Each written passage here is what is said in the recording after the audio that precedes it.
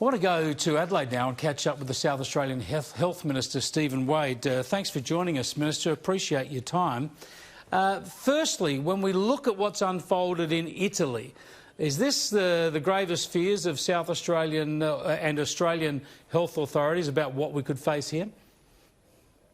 There is no doubt that when you have rapid escalation of coronavirus cases, it would put pressure on any health system. The pressure that's being experienced by Italy is a warning to all countries.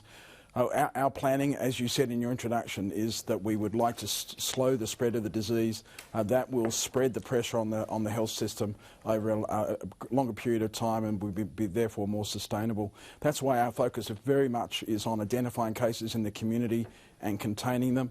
I'm very pleased with the efforts in South Australia in terms of some of the innovations. We're the only state that's testing every respiratory case additionally for coronavirus. We've had domiciliary nurses going out to do tests in the community, and today we're announcing that the first drive-through coronavirus.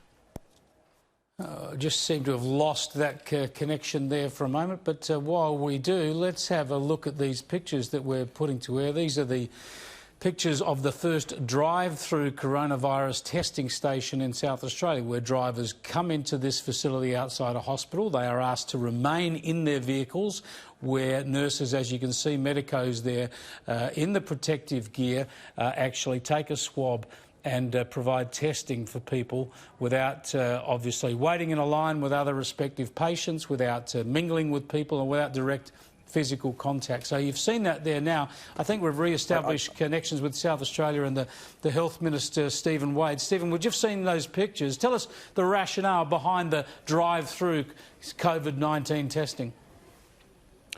Well, the new clinic that starts tomorrow is a very important initiative because it reduces the risk to personnel, our health personnel, but also to other people who are coming for testing.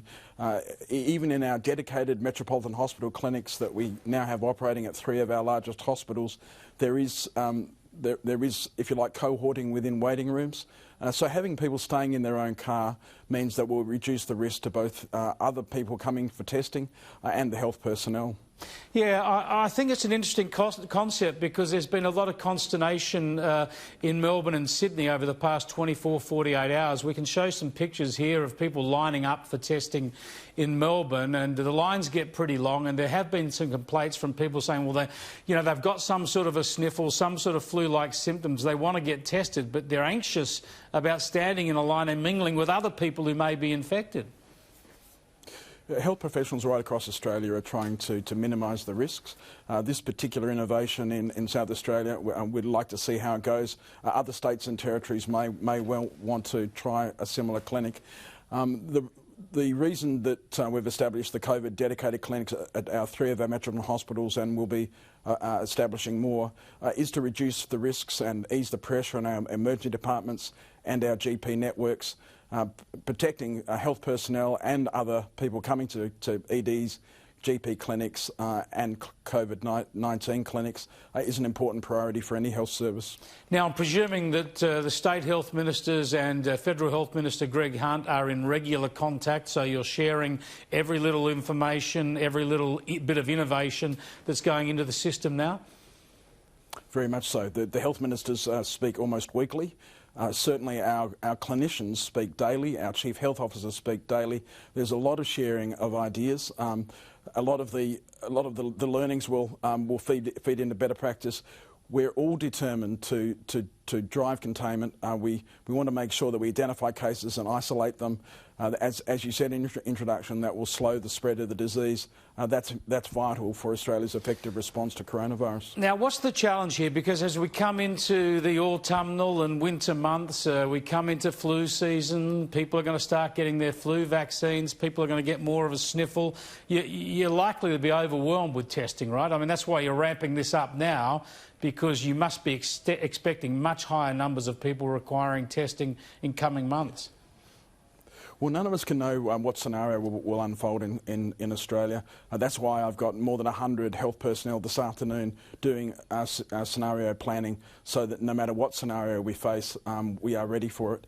But I think it's very important to pick up the point you made in your introduction. This condition is particularly affecting older people. It's particularly affecting people with comorbidities, more than one illness. So I would urge older Australians to act early, to do whatever they can to manage their underlying chronic and complex conditions now. If you've got diabetes, make sure that you're managing it well, because you don't know what will come with the flu season, you don't know what will come with coronavirus.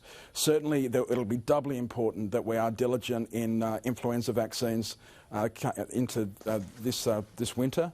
We need to make sure that Australians are as fit as they can be if they are to experience coronavirus.